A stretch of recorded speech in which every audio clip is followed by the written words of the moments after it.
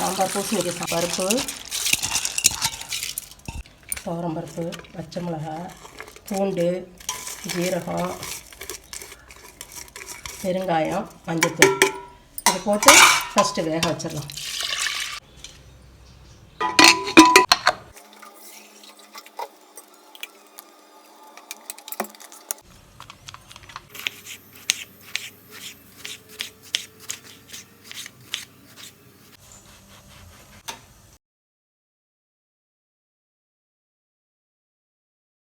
எண்ணெய் ஊற்றியாச்சா? பூசணிக்காய் சாம்பார் தானே, பருப்போட வெங்காயம்லாம் வேக போடலாம். வெங்காயம் தக்காளியெல்லாம் பருப்போடையே வேக போட்டுடலாம். அது நான் முன்னாடியே வச்சு வச்சுட்டேன், நேரம் ஆயிடுச்சுன்னு சொல்லிட்டு.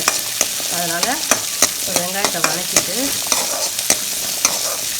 அதோட தக்காளியும் போட்டு வதக்குறோம்.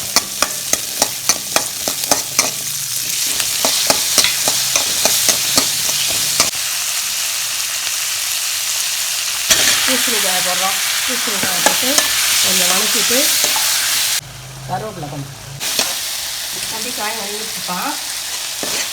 காய் வதங்கிச்சு. இந்த பருப்பு வச்சுக்கோங்கள, அதை அதில் கொட்டிட்டு ஒரு கிண்டி விட்டுருவோம். கிண்டி விட்டு கொஞ்சம் உப்பு போட்டு இன்னும் கொஞ்சம் நேரம் வைப்போம்.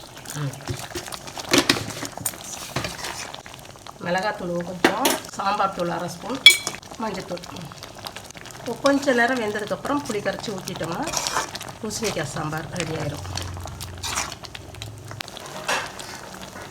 கொஞ்சம் நேரம் மூடி வச்சுக்கலாம்ப்பா. காய் வெந்துருச்சான்னு பார்ப்போம். வெந்துருச்சு.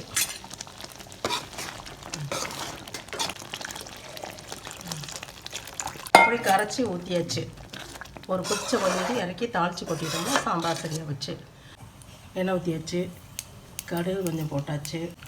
உளுந்தம்பருப்பு, ஜீரகம், பூண்டு, வெந்தய பவுட்ரு, ஒரு காஞ்ச மிளகாய்,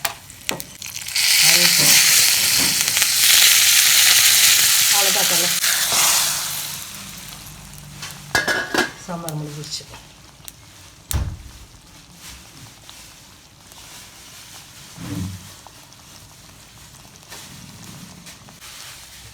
சாம்பார் ரெடி.